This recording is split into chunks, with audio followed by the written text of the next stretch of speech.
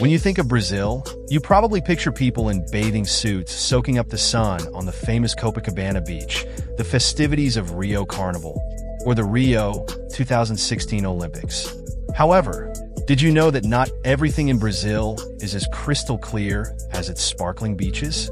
There are also challenges that come with its rise.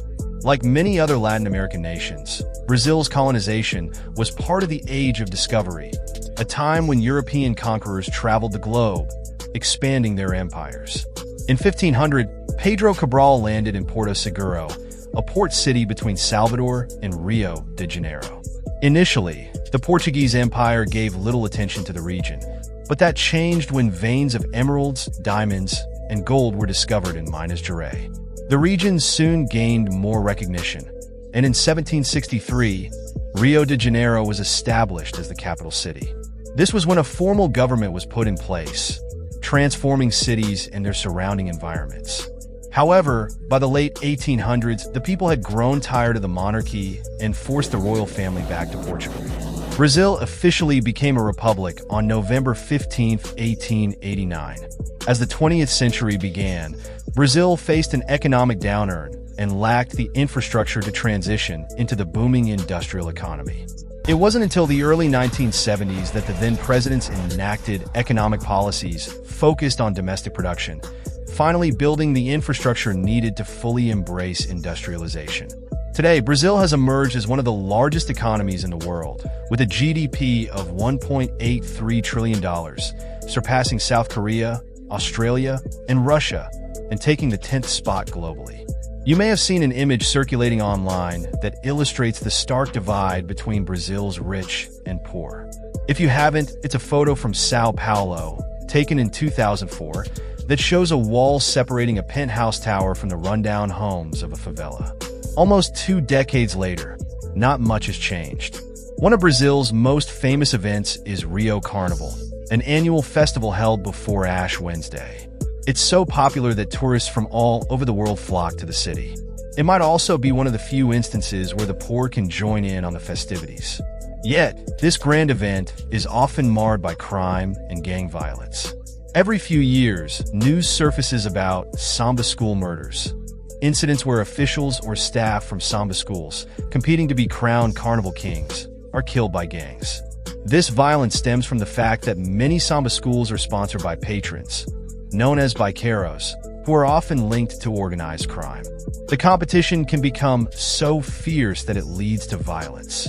Corruption is another pervasive issue in the region. No wonder inequality remains high. Since 2015, Brazilians have ranked corruption as their country's most significant problem. This perception may be linked to the scandal known as Operation Car Wash, which rocked the nation that same year. This scandal involved billions of dollars and implicated over 80 politicians, business elites, and powerful figures, including the widely admired former President Luiz Inácio Lula da Silva. What began as a routine mission to arrest a former executive of Brazil's national oil company, Petrobras, quickly snowballed into the unearthing of a massive web of corruption. Investigators uncovered more than $5 billion in illegal payments made to company executives and politicians. Operation Car Wash became one of the biggest corruption cases in history, and many have called it the largest in the world. International forums have often pointed out that Brazil's economic inequality has reached alarming levels, with some disheartening statistics. The wealthiest 5% of Brazilians earn as much as the remaining 95%, meaning half the country's wealth is concentrated in just 5% of the population.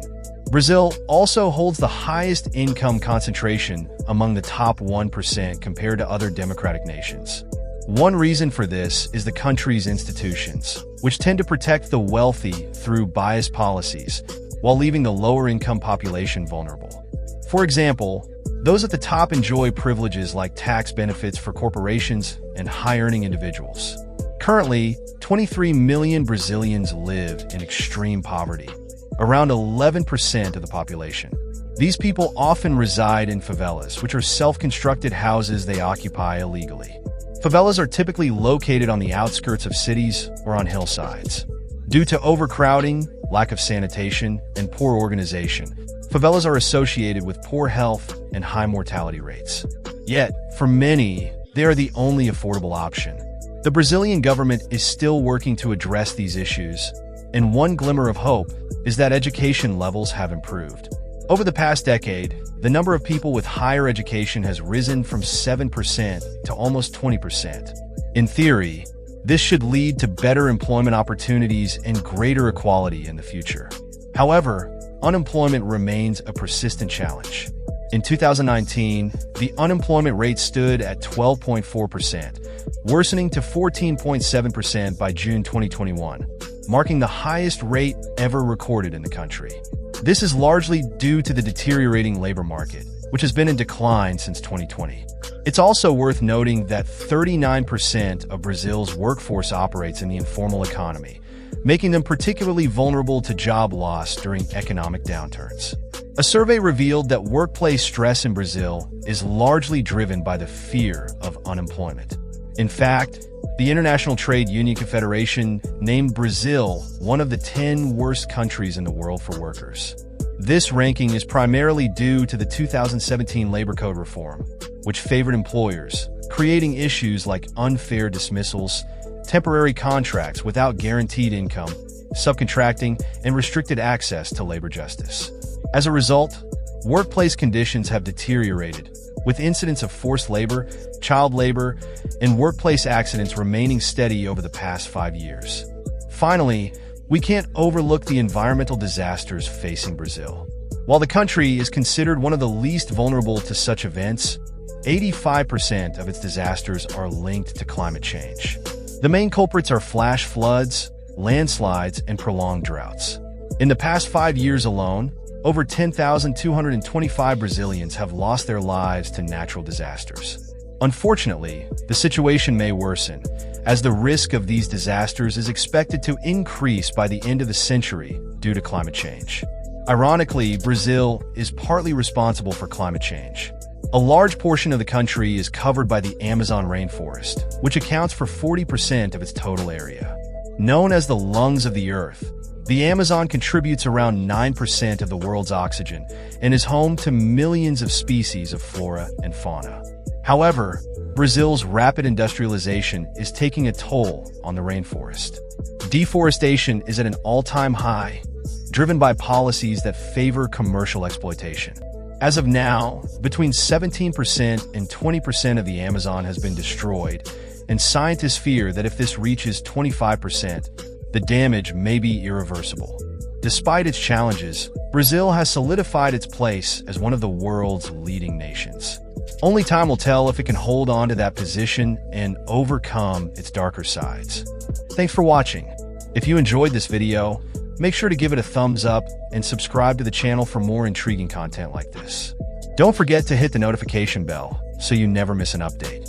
Share your thoughts in the comments below, and let me know what you'd like to see next. Catch you in the next one. Stay curious and stay informed. Thanks for watching.